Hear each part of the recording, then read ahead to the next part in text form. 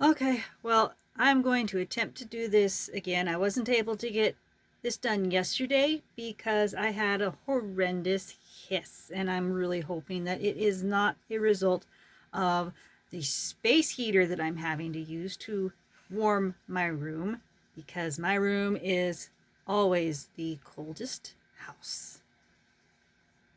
It is. It's just this whole independent house. Just, you know, you can be out in the rest of the house, right? Nice and warm. And you come in my room and you freeze.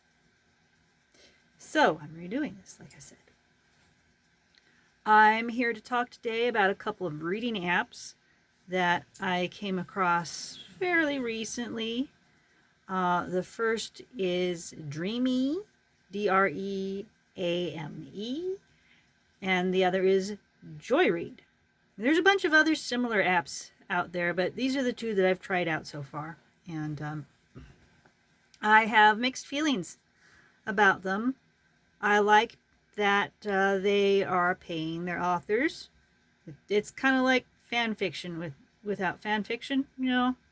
I'm currently, there's a lot of shifter fantasy on one, and then the other seems to be mostly romances. And okay, well, you know, different genres, right? Each of these two apps seem to have their particular genres that they specialize in. They pay their authors. In order to pay their authors, they ask you to buy coins and pearls. Okay, fair enough, right? But then you get really, really interested in the storyline of a story, which is always in continuance. It seems like most of the ones that I've been interested in have not been completed as of yet.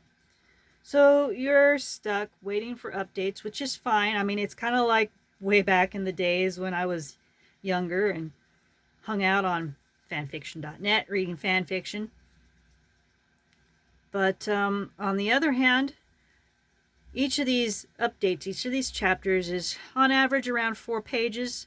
So you're having to pay to open up these chapters. And if you are not able to scrounge up enough coins or pearls, depending on the app, to open up the chapters that you're wanting to read, buy their little side quests like reading a certain amount of time, watching these ads, checking in daily as you progress through the days. You get better and better rewards for checking in, which is fine, I suppose. I mean, yeah, you want to encourage people to use your app, but 30 pearls or 30 coins per 4 pages is kind of crappy. And let's see here, it's like $4.99 for, I think it's 350 coins to open up your chapters with. It seems to me a little bit expensive if you're trying to read something that supposedly has 250 chapters. It would be cheaper to just buy a print book for $4.99 to $18.99 to $20, depending on the book. Thick book can be $25, $50 to read one story in its entirety. Kind of seems steep to me. I kind of think that maybe in those cases their tactics need to be rethought out. Yes, you should pay your authors what they deserve, but a lot of these authors are having to go so fast also that I'm noticing that there's a lot of typos and misspellings and terrible grammar in what could be an absolutely killer story if it had been allowed the time to be, you know, brushed up. And it makes me sad. It really does. It makes me really sad that these authors, many of whom I assume are either young or not based in the United States, based on what seems to be normal within the cultures they're writing on. It's just makes me sad because they could be getting so much more. They could, if they had the time, to get their language brushed up, to get the typos fixed. And in a way, it seems to me that the platform is doing their authors a huge disservice in pushing them into not paying attention and not getting their stuff edited for them. And then one of them, I think it's Dreamy, is the one that once it is complete, a story will get chosen to be put in print, which is cool. And I really hope those authors are getting paid well for that. But it's not going to sell very well if it's not got its stuff fixed. On the other side, there are some freaking awesome authors on these two apps. One of them, she's writing about this lichen king. Actually, a couple of them. One, I'm reading something about some lichen king on one app, and then the other one has a similar scenario, but it's going in a completely different direction on this other app. Two different authors.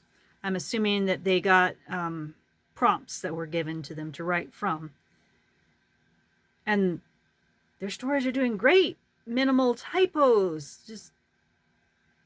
But then they're right next to these other writers, these other authors who I know are working as hard as they can, that just need the help in getting their editing done. And just, to me, it seems like it's shooting everybody in the foot. But what do you guys out there think of these reading apps that are out there? Have you tried any of them out? Do you guys have any favorite authors on them? Like, I like werewolf fantasy a lot. I like werewolves. I'm kind of sad that I'm not finding a whole lot of shape-shifting dragons on these apps. And I've only found one, maybe two Selkie stories on these apps. When, if you look on Amazon, oh my goodness, there are people competing with their Selkie stories. And I had started when there weren't a whole lot, so that's also interesting to me. But before I ramble too much, what do you guys think about these reading apps out there? Have you tried any of them? What ones do you like? What ones don't you like? Talk to me about them. All right, well, I will see you all later. Don't mind my scarf. This belonged to my aunt, and right now it's keeping my head warm because it's cold. And I will talk to you later. And hopefully there's not a whole lot of background noise.